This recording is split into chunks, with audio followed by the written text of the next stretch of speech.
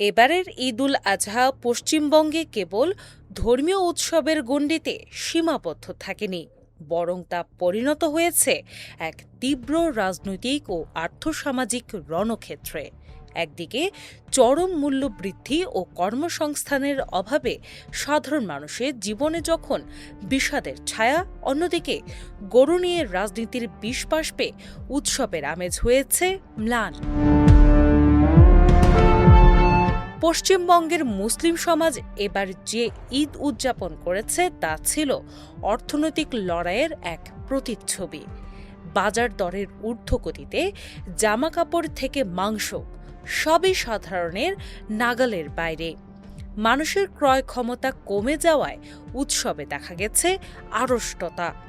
শুধু অর্থনৈতিক সংকট নয়, রাজনৈতিক অস্থিরতার ভয় ও সংশয়ও মানুষের স্বাভাবিক সামাজিক মেলামেশাকে বাধাগ্রস্ত করেছে। উৎসবের দিনেও বহু পরিবারে বিরাজ করেছে উৎকণ্ঠা। এদিকে রাজ্যের রাজনৈতিক অঙ্গনে শুভেন্দু অধিকারীকে নিয়ে শুরু হয়েছে প্রবল বিতর্ক। সোশ্যাল মিডিয়ায় ভাইরাল হওয়া একাধিক পুরনো ভিডিওতে দেখা যাচ্ছে নন্দীগ্রামের শাহাবুদ্দিন নামে এক ব্যক্তির বাড়িতে গিয়ে অকুতোভয়ে গরুর মাংস খাচ্ছেন শুভেন্দু। রাজনৈতিক বিরোধীরা এখন প্রশ্ন তুলছেন, যিনি একদা মুসলিমদের অনুষ্ঠানে গিয়ে গরুর মাংস খেয়েছেন আজ রাজনৈতিক ফায়দা লুটতে, সেই তিনিই কেন হিন্দুত্ববাদের তাস খেলছেন? বিরোধীদের মতে বিজেপির এই গরু রাজনীতি আসলে হিন্দু ভোটারদের মেরুকরণ করার এক মরিয়া প্রচেষ্টা। তৃণমূল কংগ্রেস নেতা অপূর্ব কুমার পাল শুভেন্দুকে তীব্র আক্রমণ করে বলেন, যিনি রাজনৈতিক অস্তিত্বহীনতায় ভুগছেন তিনি আজ ধর্মের নামে উস্কানি দিচ্ছেন।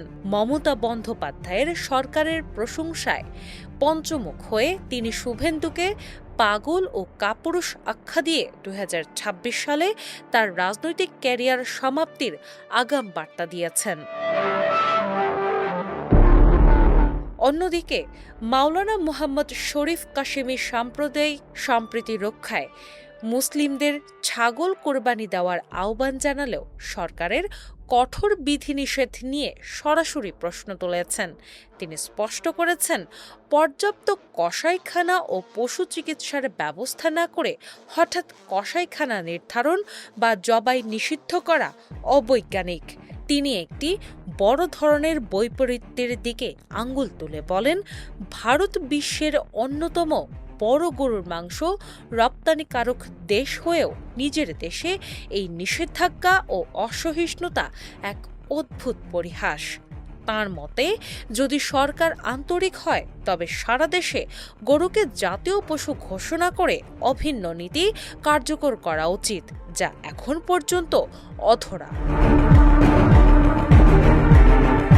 পশ্চিমবঙ্গের মুসলমানদের এবারের ঈদ কার্যত এক কঠিন বাস্তবতার নামান্তর, যেখানে একদিকে চরম অর্থনৈতিক দৈন্য, অন্যদিকে গরু নিয়ে চরমপন্থী রাজনীতির খেলা, সব মিলিয়ে এক অস্থির সময়ের মধ্য দিয়ে পার হলো উৎসব।